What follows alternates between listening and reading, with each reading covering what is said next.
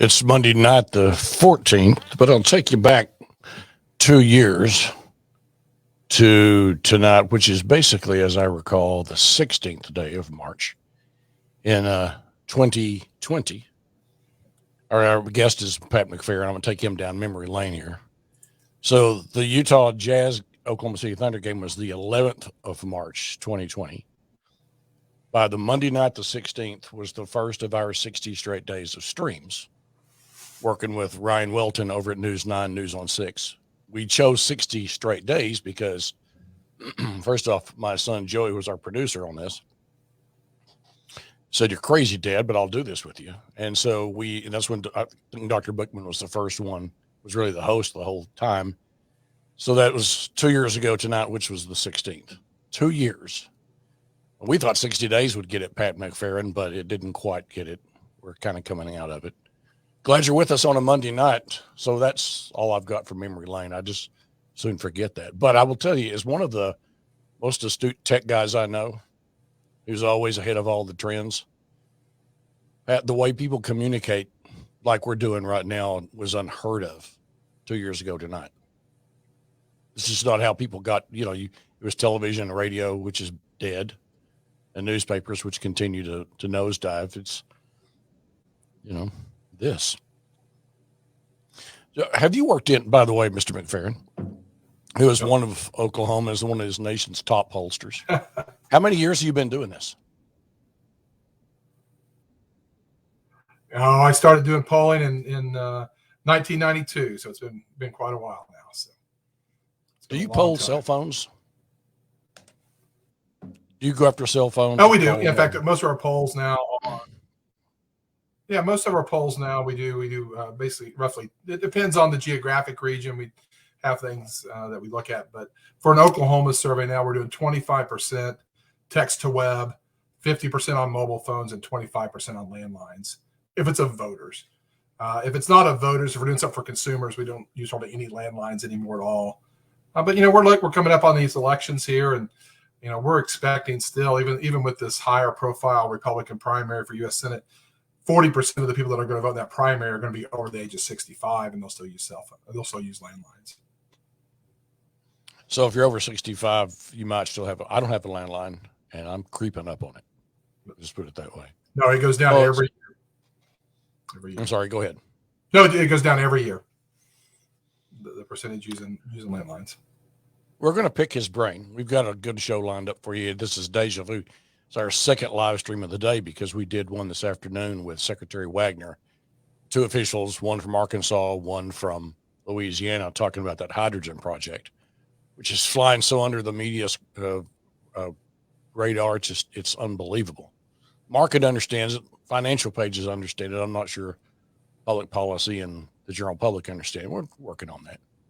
So Pat McFerron's with us, and I said in the teaser tweet, we're going to talk about school choice.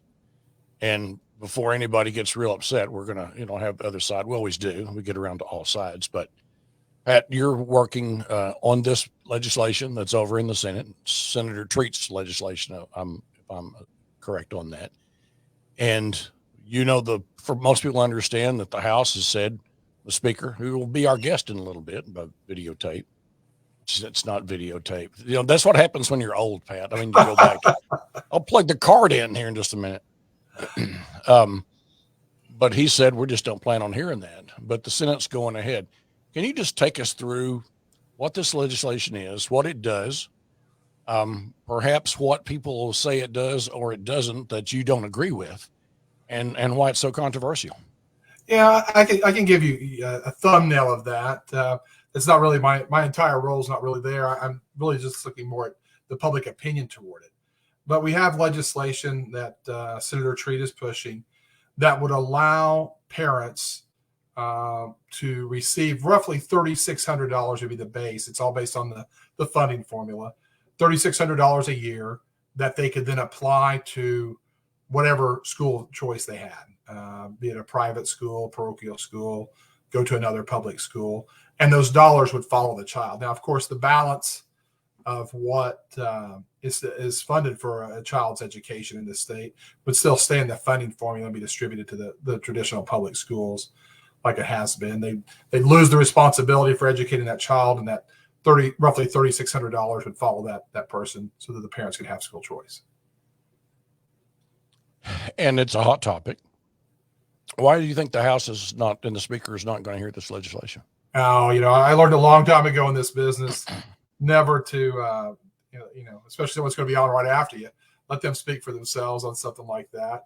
But I do think part of it is why I would maybe put myself in that position. Again, I do not want to speak for the Speaker or anybody else, but we have a substantial education structure in the state that's very well organized. The public school structure that are not fans of this legislation, that I think fundamentally do not want there to be greater competition for educating students.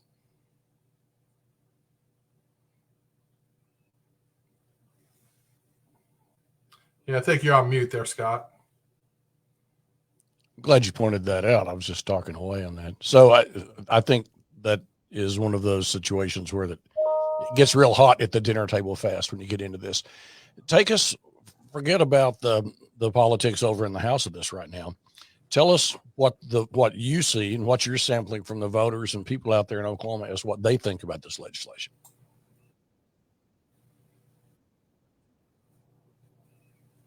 Yeah, well, what we're seeing is increased interest in school choice and in parents taking more control of their children's education. We saw that from an electoral standpoint with the election of Governor Youngkin in Virginia. Just on Tuesday, March 1st, a non-binding resolution to allow school choice received support from 88% of Texas Republicans voting in that primary election. Almost 2 million people voted in that election. 88% voted for school choice. It gets tied into critical race theory. It gets tied into other issues as well. And so we've seen an increase. And it started well before COVID. We were already at 60% plus and 78% of Republicans supporting school choice before COVID.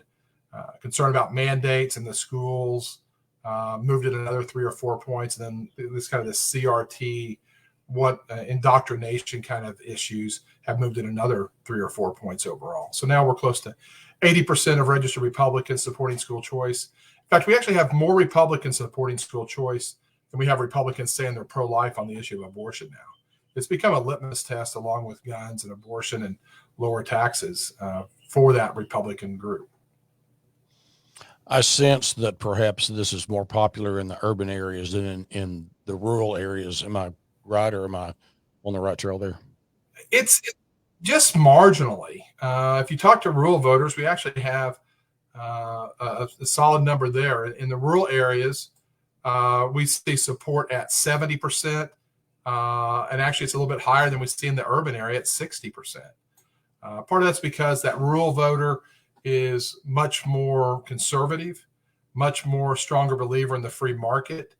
And I've done some focus group work in some rural areas. This is really more related to our charter schools in this issue. But there's a real belief that my kids and grandkids are leaving these rural communities because they don't have these options and choices that they have in the urban areas. And so they're frustrated that we don't have a private school option, or we don't have as many private school options as you might have. And I do believe that there are a number of churches and other organizations that if they could, have this sort of a incentive and have parents that have this kind of resources, they could open those private schools even in more of the rural communities than they are now. What do you think, in terms of kind of wrapping this subject up, what do you think is the tipping point in the future of this? It comes up a lot. It doesn't seem to get resolved. It's a battle every year. What do you think is the tipping point in the future? Is the demographics in the state changed so much it may just avalanche at some point, or is this a cut across partisan lines and you're not likely to see something like this for a generation? No, I mean, I think it will continue to grow support for school choice, because I think efforts to reform public schools have been, not real successful in the past, and we're not seeing the academic achievement from public schools that I think most taxpayers want to see. And this is a way to create that competition and improve things for everything. And I say this, my wife's a career educator. So I too want to see public schools succeed. And I think that's one of the misnomers that happens. Just because you're for school choice doesn't mean you're anti-public schools. It just means that you think that, there's gas to be, we ask our public schools to be too much and to be something for everybody. And private schools and the Opportunity Scholarship Program and others are ways to bring more resources to educate kids, and that we should fundamentally be funding our kids' education, not institutions. Mute. I'm going to tell you what's going on. About 3 hours ago during that, it was like the red cedar flew in here. I'm barely able to talk. There's just noises going on in the background. Nobody wanting to share. It's clearing their throat and coughing. So I apologize for that. There are pros on both sides of this issue. I see, especially on Twitter, I see a lot of people saying that take the opposite side of your groups, saying voters do not want public school funds sent to private schools, and I know charter schools are public schools, but they constantly talk about there's just no evidence that the public wants money siphoned away from an education system that's already underfunded. That's an argument I see often. Your thoughts about that argument? Well, one, I will tell you that Twitter is not a reflection of the voters. One of my favorite surveys I've done is among Oklahomans on Twitter, Joe Biden won by 20 points in the state. It leans much further left than the public as a whole. But if you take that argument to its logical conclusion, we don't make everybody go to a public hospital. For example, we don't make everybody go to the VA. We let them take their Medicare, Medicaid dollars to whatever hospital or medical provider is going to best suit their needs. And some of those are religiously affiliated. We don't seem to have any problem with that. I think we all want those other private entities helping solve our healthcare issues. I don't see why we don't want private entities helping our education. It works fine with, we have vouchers for daycare. We have, Oklahoma tuition education grants for college that the state does. We have choice at every other level of education except K through 12. If you're Senate leadership looking at the data that you have, do you push on this session? is this a negotiation tool? I know you're not in that business, but you see a lot of data. Data is overwhelming. Where the voters are, it's very clear. And so if I were a Republican primary voter, I would not want to face voters where I would have been against school choice issues. Okay, well, that's pretty clear. Can we talk a little bit about Republican primary voters? Oh, absolutely.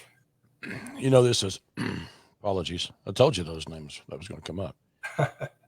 I'm trying to figure out what Republican is compared to 1984. Can you help us understand what a Republican primary voter looks like? Do they look like Ronald Reagan, or they look like Donald Trump? Well, they're actually still conservative, and I would tell you that their fundamental beliefs are much the same as they were then. They are anti-tax. They're pro-life. I would tell you, I think that the Republicans today, the Trump Republicans, are more populist than they are conservative. So there is that element that's grown. And that's kind of I think the influx of the old populist Democrats have become Republicans now. If we ask Oklahomans, Oklahoma Republicans now, are you Trump Republican or a traditional Republican? We're evenly split at 46% each now. And that's come down a little bit. We were in the mid to high 50s for Trump Republicans 6 months ago. But we see that populism. It's a small group. For example, we see that we've got about 14% of Republicans who want to prohibit an employer from requiring a vaccine. And that's that Trump Republican, that more populist, where the bulk of Republicans, 70%, want government to stay out of that relationship and let the employer do whatever they want to, and let them, if they make a bad decision and they lose employees, that's their own fault. But it's that traditional group. So if you want to be stupid, you can be stupid. We're not going to take that away from you. I've had a lot of people just note, and I haven't seen the numbers behind that aspect of it, but that's a loud 14%. I mean, that's really loud 14%. It is. We're at about 9% of Republicans are on Republican primary voters are on Parler and Telegram. And I would tell you, we're talking about school choice. I think it's the same thing. I think we have that group that's really, really loud on the right. And then I think we have the public school, probably shouldn't use this term, cabal, I think is just as loud on the left. And I think that's where we're getting squeezed on things. The challenge is voter participation is so low. Both of those groups in their primaries especially are really, really important. And if you have only 20% voter turnout, nine's almost half. Yeah. It seemed that way whenever we were watching the vaccine discussions, and some of the look like Republicans that were talking about this. We're talking about things like you just talked about to prohibit private business. And I said, 10 years ago, that's a Bernie Sanders bill. That's not a Republican bill. I've talked to people a lot, and I used to think that left and right were two directions. I now think it's a circle and they meet at the bottom. So that's my belief. That's pretty good. There are other hot issues that are going to be on the primary. We're watching right now a gigantic media blitz by the State Medical Association, talking mostly about anti-science. You saw what happened with vaccination rates a couple of years ago, and I go back to the Irvin Yin election, where that you had really the folks that they're a little bit more aggressive than vaccine hesitant, I would say. And we were looking at that point, 88, 89% on measles, things of that nature. And we're just a little over 60% in Oklahoma. This has been a really divisive issue, remains a big issue. The OSMA ads, when I have one of the immediate past president on Wednesday nights here, Dr. Larry Bookman, are saying reject anti-science. And my question is, well, what's the anti-science crowd? It's all very, very, very difficult to understand. Your thoughts about that particular debate? Well, we've got, among voters, we actually have a higher participation rate on our surveys that we've had on the vaccination issue, but it is fascinating how partisan that really has been. It is, I'm looking at, I show that 93% of registered Democrats have at least been vaccinated. 72% have been vaccinated and had a booster. When Republicans, the pretty sure the booster is only at 35%, but 65% overall have been vaccinated among registered voters. Now, registered voters skew older, and we do know that older voters and older Oklahomans are much more likely to become vaccinated. But it has become very partisanized, and it's really pretty shocking how that's happened. And that comes from where? I mean, where did this originate? I think we all know the person, but that person we're talking about the former guy. He's gotten the vaccine. He's got the booster. He's been booed when he talks about that sort of stuff. What precisely is this when the leader of the party still looks like the leader of the party is saying, go do these things, and people are still upset with him over saying that and not wanting to get vaccinated and not wanting to get boosters? Can you tell me what that is? What is the data say that is, Matt? Well, I think there's an element that, it's about individual liberty and freedoms that I think people hold very, very dear and true. And even if they want to get those, they don't want to be told to get those. I mean, it's for lack. So I think that's a real element there. And they felt that we were being forced on him. And I think the other thing that happened is I'm not sure the CDC stayed on message enough at the start. And once they changed their ideas on, mask or trying to explain water droplets at 6 feet versus 12 feet, they didn't keep it simple, stupid. And it gave everybody a chance to question what they were doing. And once you start questioning, I mean, it's, fortunately, both my kids are out of the house now, but I know when they were teenagers, once you give them one little opening, they're going to find some way to exploit it and dig into it. And I think that's what a lot of voters have done here as well. Yeah, it's for 2 years, the docs that have been coming on the program on a regular basis have been, Dr. Armitage of the OBI, he's apoplectic when he talks about CDC messaging. It was a disaster from the get-go. Let me get to the other last topic, because I promised not to keep you too long this evening. And that is, there is a mountain of a man in Oklahoma history that says he's leaving at the end of this year. We're talking about Senator James Inhofe. And it's just been my theory, for what it's worth, that this may be Senator Inhofe's, this may be the hottest action he's ever been in and hit the whole time in the Senate, based upon what's happening in Ukraine. And you may get a kick out of this, I don't know, but I just got to say, I think Republicans in the last, since Joe Biden became president, have become deficit hawks. Well, that's about to change, because there's going to be defense spending, and increases, that is. And this man has been sitting, even though in the minority, is the ranking. So he's not the chair, even if he's in the majority, right? Because actually this chair is still Senator McCain, if I think that's the way that worked. But nonetheless, he's going to have his hands full this year. But it has become a parlor game for media to decide who's going, who's not going to go. You understand this better than anybody. So while James Inhofe is going to be in the fight of his life in dealing with these bases and our defense industry, we're going to be spending some time on that. It's really exploding here. What do you see as happening in that Senate race? I'm not even talking about names. I'm talking about if one or two more people get out of Congress, get into the race, where are the voters in replacing somebody who's been there since 1994 is when Senator Inhofe was elected. That was a long time ago. Generations of people have come along since then. So handicap this, who are the Republican primary candidates in the Senate and some of these open congressional seats, who are they going after?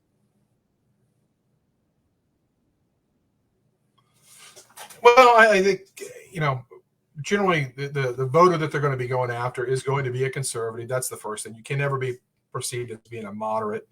I think they're wanting someone who's going to fight for their values. We're seeing a very strong focus on fighting back against the cancel culture. And in addition to the economy and the Biden inflation that's happening right now. Those are really the two top issues, as well as you mentioned the Ukraine there as well. But I think the congressional races are much different than the Senate ones, where they'll look at. The congressional, they're still going to look for people they can connect with personally, where I think they're going to look for someone that can have immediate national stature when you look at the U.S. Senate races. They want somebody that's going to be able to go in quickly and, make certain that there's somebody that is worthy of, replacing James Mountain Inhofe's position in the Senate. They know it'll take time, but there needs to be somebody there that can help, protect the bases, make sure the jobs are coming to Oklahoma here that he's done, that can fight to make sure that we're getting a return on our gas tax money that we send there. So I think they're going to be a little bit different what they're going to look for in a congressional race and a U.S. senator. Red Cedar, man. Well, I undo that. There is one person people keep talking about who's the first district Congressman Hearn, who is on appropriation the budget. I don't think people understand how incredibly powerful a seat on that. I mean, that's the money. Yeah, I think you mean Ways and Means, but yes. Ways and Means. I'm sorry. Right. Senate Finance, Ways and Means. He's there. That's got to be weighing on him to not want to get off, because if they're in the majority and he's on A and B, that's a powerful position, and it's got to weigh on making a decision. Yeah, I think a seat like that. Both chambers and the Senate, I think more so than even the House, seniority really, really matters. I think in the House, a quality member can jump a little bit, get into another position, but seniority really matters. And so I think if I would expect Representative Hearn to be looking and saying, 10 years down the road, where am I doing the most good for Oklahoma and for America? Is it during a second term in the U.S. Senate, or is it 10 more years on Ways and Means and approaching those chairmanship status and seeing what you can do? I mean, I think we can look back and see that, Tom Cole, my mentor in 2014 when Coburn retired, he could have looked at the U.S. Senate then. He instead chose to stay, and now he's in line to be Appropriations Chairman, Rules Committee Chairman, and Appropriations Committee Chairman. There's no doubt he made the right decision to stay. I think that was probably what Hearn. That's what Hearn is looking at as well. With Inhofe's retirement, and not taking anything away from the junior senator, soon will be the senior senator. Tom Cole, the most powerful politician in Oklahoma now, most important to Oklahoma. Oh, I probably sentimentally think so, but I think you can make a very good argument for that. I will tell you what Congressman Lucas has done out west, and when we talk about, you've got the OSMA, you just mentioned, talking about anti-science. Lucas has a chance to be the chairman of the science committee. Will be if the Republicans take back over. Has already been on ag. He can move lots of dollars as well and move the country forward in a great way. And so I think both of those are people that have a lot of seniority, a lot of respect in Congress. And so I would say both of those are right up there. He was here not too long ago talking about vaccines. Man, did he get straight on and get a vaccine, get a booster. But he told me that's a fun committee, that science committee. He seems to be having – did you see him the other night, State of the Union? He was on the aisle. Yeah, he actually I'll let him come on and tell you. He's got some interesting stories to tell about that. So have no doubt, I think Speaker Pelosi tried to put people that would be in the path of the president who were not who were polite Oklahomans. And you saw a lot of Oklahomans that were very visible at the State of the Union. And so I think that's what happened there. He's very passionate about investing in our space exploration and other scientific advancements. He's a good man, and he's a hoot. And by the way, this may be, you may remember this. I'm betting you do, since you talked about when you were a pup in polling. It was the election of Frank Lucas in 94, I believe, the special election in 94. But nobody thought he was going to win. I mean, let's May 10th. Nobody. Yep. And then not too much later, there was a big change over in the House. But he was sort of it was the bell cow. It was the canary in the coal mine for the Democrats. I mean, nobody thought he was going to win, and he did. And he's still there and having a good time. Somebody who always have a good time talking to is Pat McFerron. I've kept you far too long, but I really do appreciate your time and enlightening us to all this great data that you have. Hey, by the way, do you ever play a hunch? I mean, you're a data guy, but office pool, Royals winning the World Series. That's what sports are for. Sports is for hunches. So, okay. So we'll let that go. Appreciate you very much, Pat. Come back anytime. Okay, we'll do. Thanks. Have a great evening. All right. Bye. And that's Pat McFerron, one of the state's top pollsters, talking about that choice bill. I will tell you, reached out to the other side, and they were mostly the House. A couple of members said, the Speaker has said, we're not going to hear that bill. So enough said. So I understand that totally. Speaking of Speaker McCall, just last week it was announced that he'd been nominated by the Republican caucus for a fourth term as Speaker of the House. And if he does that and completes it, it will be history. One other person has been nominated for a fourth term.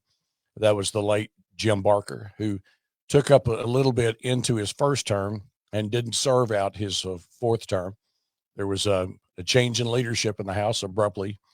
People think back to the T-Bar 12 when Speaker Barker, who was one of the really good guys in this world, decided that he wasn't going to do certain things, and there was an upheaval, and he was thrown out. And Steve Lewis became the House Speaker, and that was remembered as the T-Bar 12 and what happened in that one. He was the first person that was actually nominated 4 times. Speaker McCall, if he serves this next term, then he will be the first 4-time Speaker in Oklahoma history. So it's time for our exclusive discussion with Speaker McCall. We do every Monday night. We're going to start off by talking about what happened over the weekend, which his floor leader was talking a little bit about this fourth term. And second of all, it's an anniversary of the Legislative Office of Fiscal Transparency, which really is one of those tools that they didn't have a few years ago, which roots out waste. I wouldn't say corruption, but certainly really, really egregious waste in state government.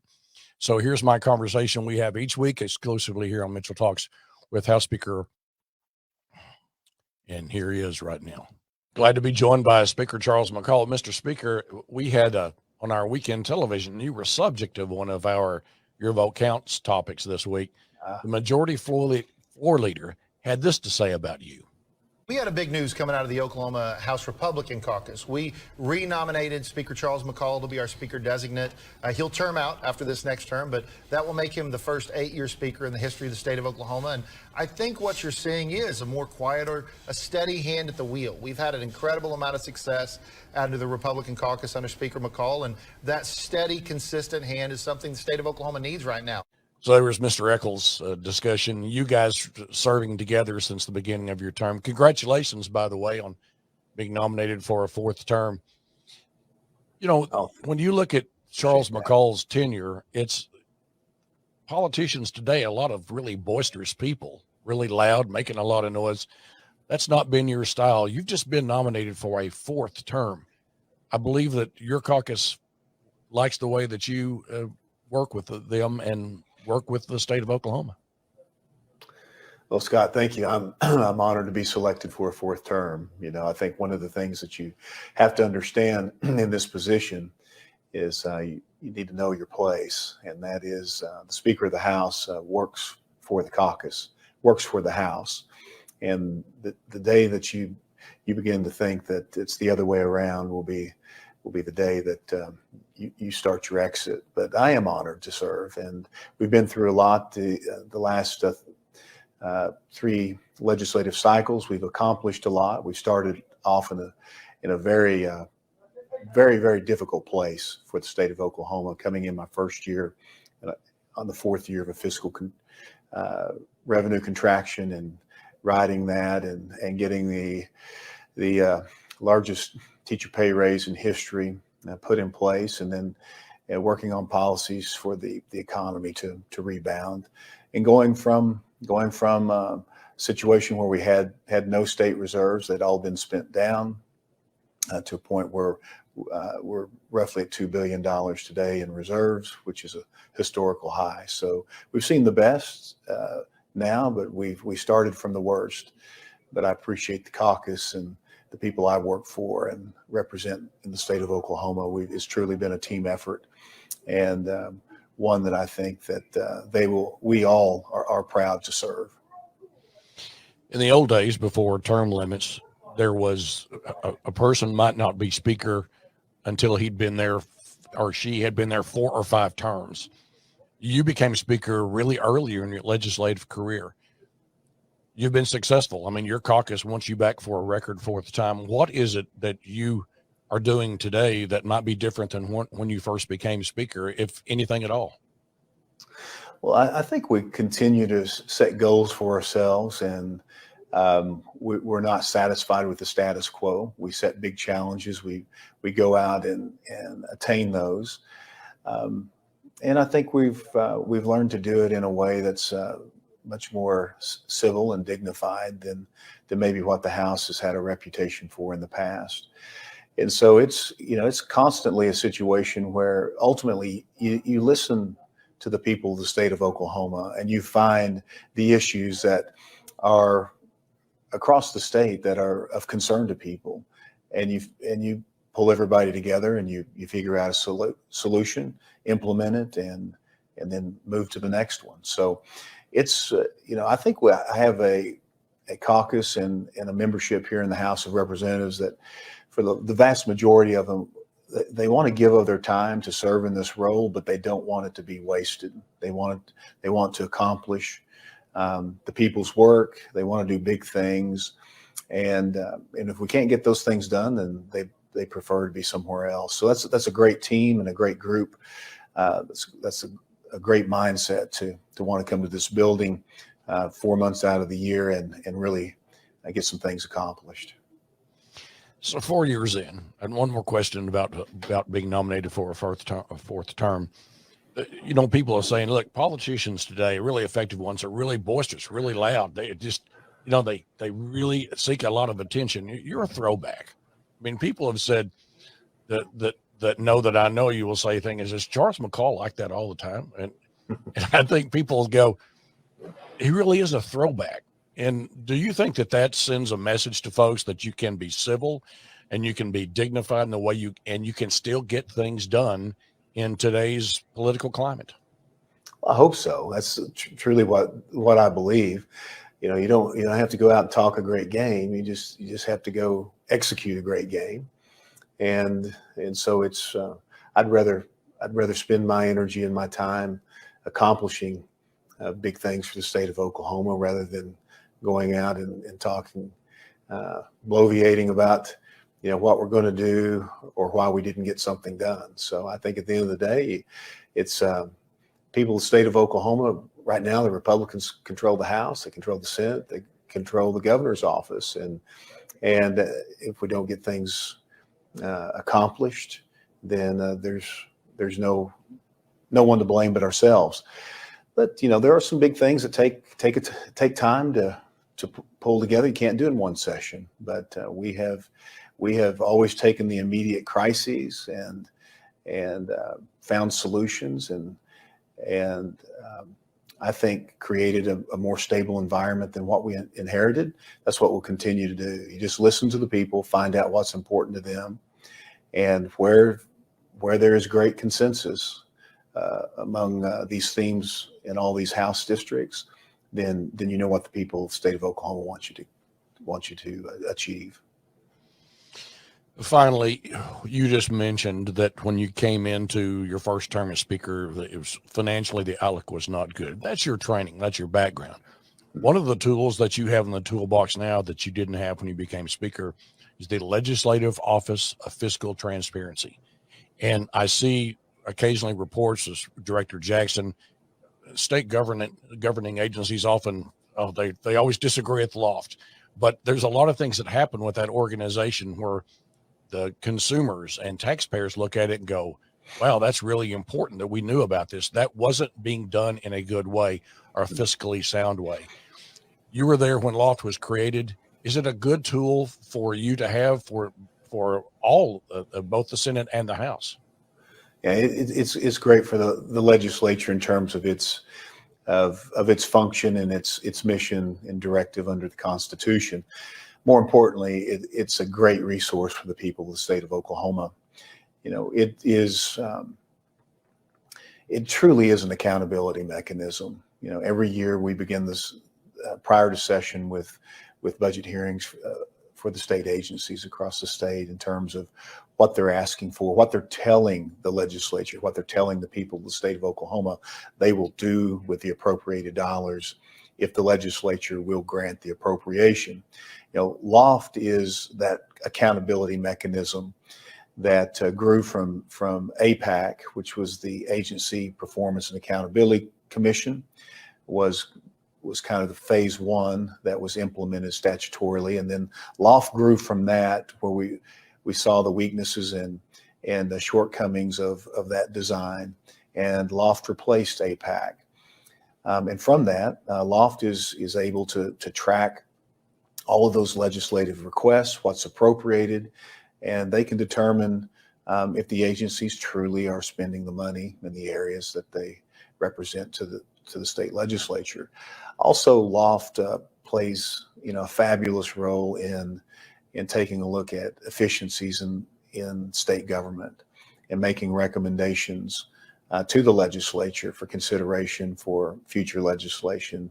One of the examples I might mention to you is a bill that I ran last year. It's a recommendation from Loft regarding the CARES Act money in terms of ensuring that no reoccurring program that required reoccurring money was stood up with CARES money, because that was one-time funding. And so, Loft plays a vital role for the state of Oklahoma, for the people, and to the legislature. So I think it brings accountability. I think it brings balance, and I believe it brings just functionality across the board for all branches of government, which is a good thing for everyone. Mr. Speaker, thanks for talking to us this week, and congratulations on being nominated for a fourth term as the Speaker. That's historical. Well, thank you, Scott. It's an honor. All right, that's our exclusive conversation with Speaker Charles McCall, nominated to a fourth term, and talking about Loft, Legislative Office of Fiscal Transparency, which, when you look at the reports, I think they're up to 18 reports now since they've been involved.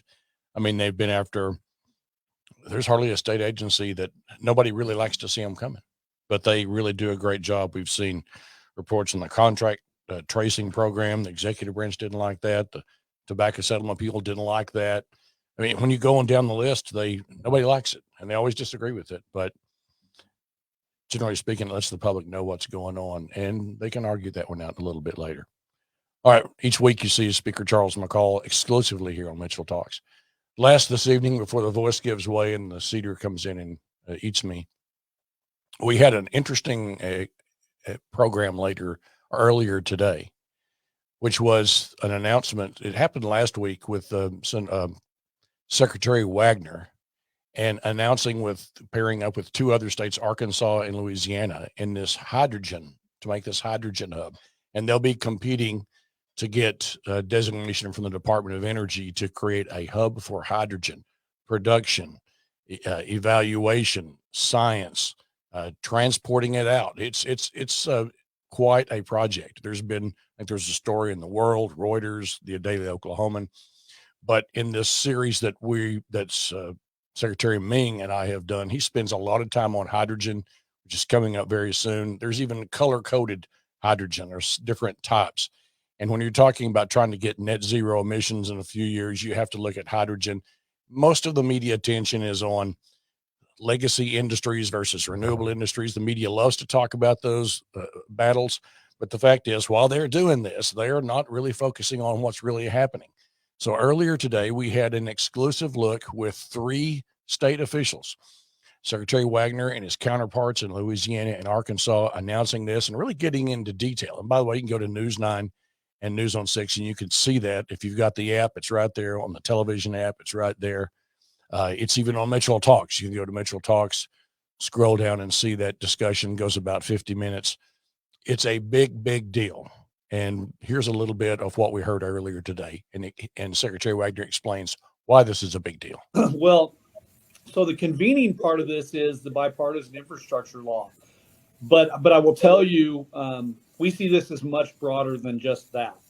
That's really just a rallying point that got us to talk about things that were happening in our 3 states anyway. And really, this is a 3-state partnership that we believe was intentionally designed that you can demonstrate the entire value chain of hydrogen within our 3 states. And we'll get into the reason that's important, but just, and every one of us has different things that we'd like to highlight about this partnership. But when you think about it, what other part of the country do you have a seaport that goes across Oklahoma all the way through the state of Arkansas down to the Louisiana Gulf Coast? You think about the intermodal rail and the people that use it. You think about the trucking companies in Oklahoma, and you think about the large partners in Arkansas who have really made that they designed the intermodal rail, right? And so, then we're connected by pipelines between the 3 states all the way to the Gulf Coast.